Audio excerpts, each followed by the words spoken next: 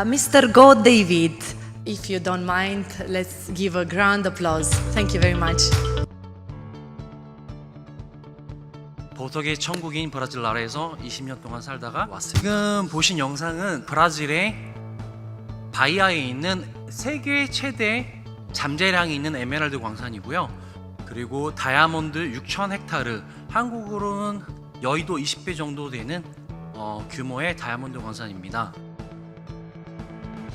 저희는 저희 자체 광산 외에 10개 정도의 광산과 협업이 되어 있습니다. 보석 주얼리 규모는 지금 전 세계가 요번에 코로나로 조금 다운돼서 300조 정도 되고 있습니다.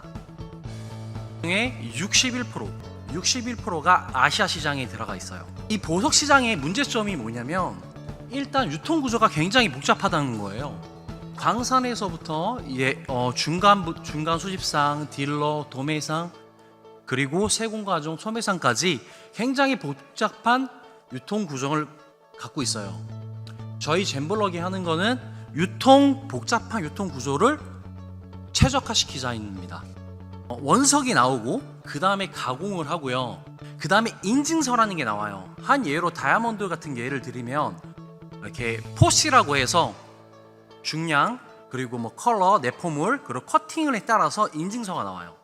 그 인증서가 나오면 인증서에 따라 이런 라파포트라는 표가 있어요. 그래서 보석의 가격이 결정돼요. 저희는 그 인증서가 나온 걸 가지고 NFT화를 시키는 겁니다. 그래서 블록체인 위에 그 속성을 집어넣고 NFT로 발행을 합니다. 잼블럭에서 발행한 토큰을 통해서 NFT를 구매할 경우에 저희가 실물 보석을 같이 연동시켜 주는 거예요. 실물 보석을 같이 드리는 겁니다. 자, 광산이 있습니다. 광산에서 재단에게 실물 보석을 공급을 하겠죠. 그리고 가격이 물론 경쟁력이 있겠죠. 자체 생산을 하니까요. 재단은 가공을 하고 그리고 인증서를 발급받아서 저희가 NFT로 다시 발행을 합니다.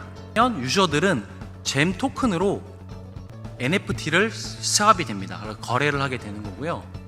토큰을 샀을 경우에 2018년 암호화폐에서 가격이 많이 다운됐었잖아요.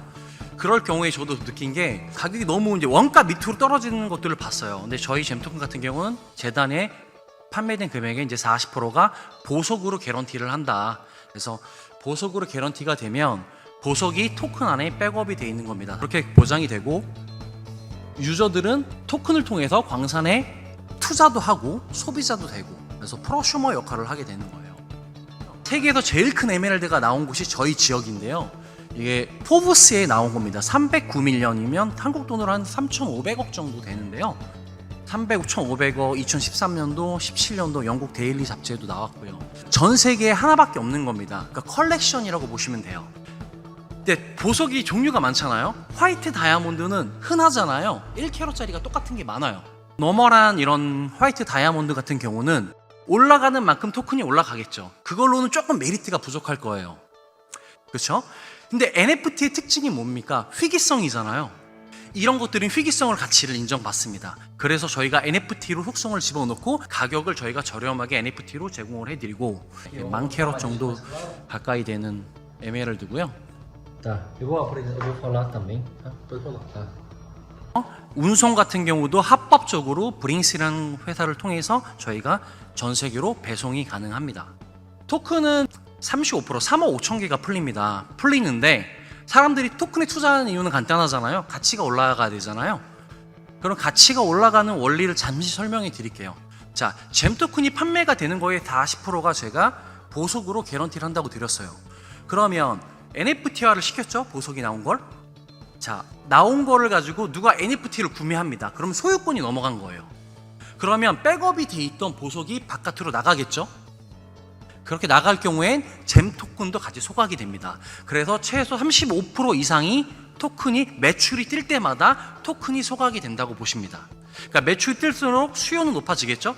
그리고 저희 매출이 뜰수록 백업 가치가 나가기 때문에 소각이 되는 구조를 갖고 있습니다. 그 다음 버전은 마이닝을 하는 겁니다. 메타버스 안에서 저희가 실제 저희 광산을 그대로 모형을 떠서 실제 사람들이 게임으로 마이닝을 하게 하는 작업을 하고, 그 안에서 1광산, 2광산, 3광산을 사게 되면 구매를 하게 되고, 그 안에서는 어떤 일이 생기냐면 똑같은 광산을 사놓고 0.1 캐럿이 나오고 어떤 곳에서는 더 큰 캐럿이 나와요. 그 이유는 어떤 사람은 삽으로 캐고, 거기 안에서는 장비가 도구가 필요하겠죠. 고글을 쓰고 나중에는 늘려서 포크레인까지 하게 되고, 이런 구조를 통해서 저희가 토큰을 이제 수요층을 늘리게 됩니다.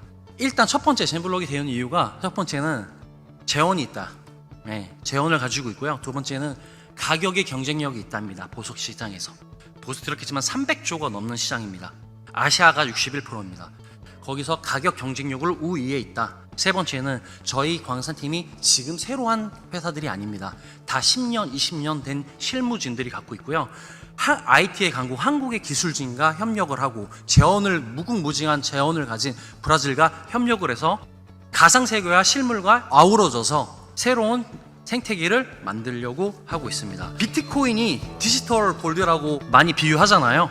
젠블럭은 디지털 보석을 만드는 걸 목표로 하고 있습니다.